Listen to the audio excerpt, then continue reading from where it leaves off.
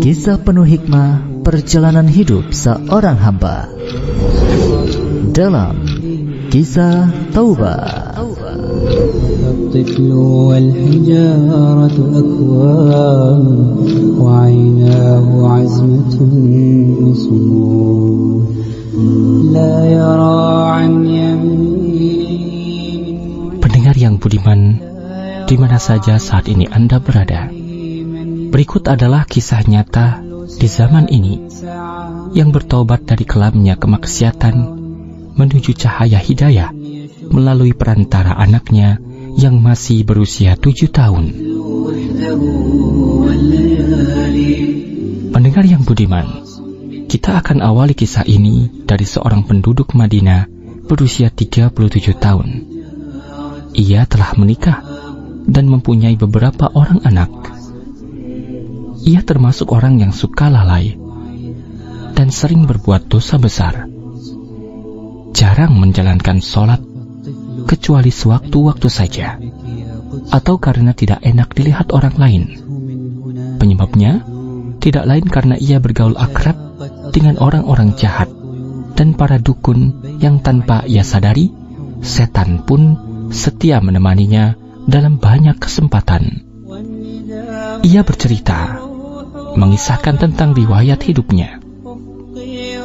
Saya memiliki anak laki-laki berusia 7 tahun bernama Marwan. Ia bisu dan tuli. Ia dididik ibunya, ibu yang solihah dan kuat imannya. Suatu hari setelah azan maghrib, saya berada di rumah bersama anak saya, Marwan. Saat saya sedang merencanakan di mana saya akan berkumpul bersama teman-teman nanti malam, tiba-tiba saya dikejutkan oleh anak saya. Marwan mengajak saya bicara dengan bahasa isyarat yang artinya, "Mengapa engkau tidak sholat wahai abi? Mengapa engkau tidak sholat wahai ayah?" Kemudian ia menunjukkan tangannya ke atas. Artinya, ia mengatakan bahwa Allah yang di langit melihatmu. Bukan hanya itu, terkadang anak saya juga melihat saya sedang berbuat dosa besar lainnya. Maka saya kagum kepadanya yang menakut-nakuti saya dengan ancaman Allah. Namun, anak saya selalu menangis di depan saya. Maka saya berusaha untuk merangkulnya, tapi ia lari dariku. Tak berapa lama, ia pergi ke kamar mandi untuk berwudu. Meskipun belum sempurna wudunya, tapi ia belajar dari ibunya yang juga hafal Al-Quran. Ia selalu menasihati saya, tapi kala itu nasihatnya belum juga membawa faidah. Kemudian Marwan yang bisu dan tuli itu masuk lagi menemui saya dan memberi isyarat agar saya menunggu sebentar. Lalu ia salat maghrib di hadapan saya. Setelah selesai, ia bangkit dan mengambil mushaf Al-Quran, membukanya dengan cepat dan menunjukkan jarinya ke sebuah ayat. Di Quran surat Maryam ayat 45, yang artinya, "Wahai Bapakku, sesungguhnya aku khawatir bahwa kamu akan ditimpa azab dari Allah yang Maha Pemurah, maka kamu menjadi kawan bagi setan." Kemudian ia menangis dengan kerasnya. Saya pun ikut menangis bersamanya.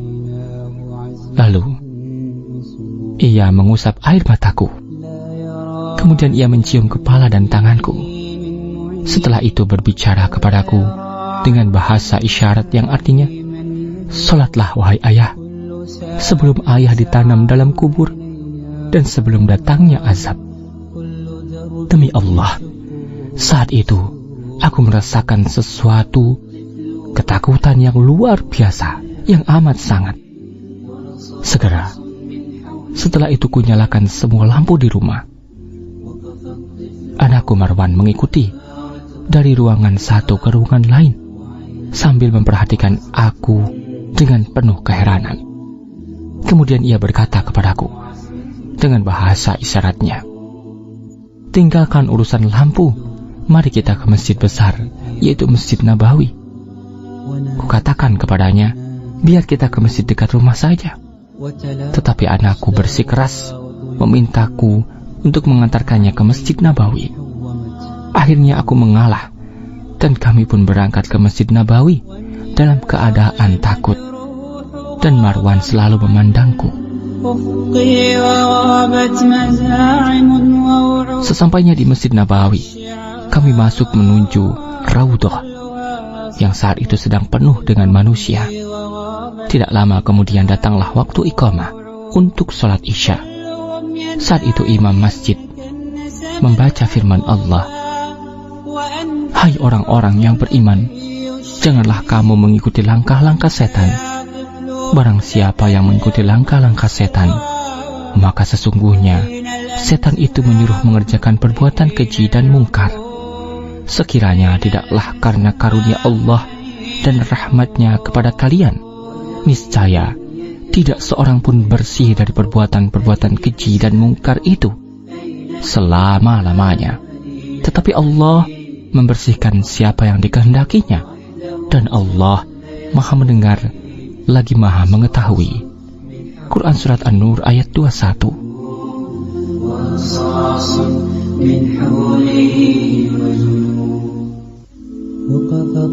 Mendengar ayat tersebut, aku tidak kuat menahan tangis. Marwan yang berada di sampingku dan melihat aku menangis pun ikut menangis. Kemudian saat sholat, ia mengeluarkan tisu dari sakuku dan mengusap air mataku dengannya. Lalu setelah selesai sholat, aku masih menangis dan terus mengusap. Aku masih menangis, dan ia Marwan terus mengusap air mataku. Sejam lamanya aku duduk, sampai anakku mengatakan kepadaku dengan bahasa isyaratnya, "Sudahlah wahai ayah." Ya, rupanya ia cemas karena kerasnya tangisanku. Kukatakan kepadanya, "Sudahlah nak, kamu jangan cemas." Akhirnya kami pulang ke rumah. Malam itu begitu istimewa, karena aku merasa baru terlahir kembali ke dunia. Istri dan anak-anakku menemui kami. Mereka juga menangis, padahal mereka tidak tahu apa yang terjadi. Namun Marwan menjelaskan bahwa mereka menangis karena bahagia. Tadi aku pergi sholat di Masjid Nabawi. Istriku senang mendapat berita tersebut dari Marwan, yang merupakan buah dari didikannya yang baik. Kemudian ku ceritakan kepada istriku apa yang sebenarnya terjadi antara aku dan Marwan. Ku katakan, "Aku bertanya kepadamu dengan menyebut nama Allah. Apakah kamu yang mengajarkannya untuk membuka mushaf Al-Quran dan menunjukkannya kepadaku?" Lalu istriku menjawab dengan bersumpah atas nama Allah sebanyak 3 kali bahwa ia tidak mengajarinya. Kemudian ia berkata, "Bersyukurlah kepada Allah atas hidayah ini, wahai suamiku."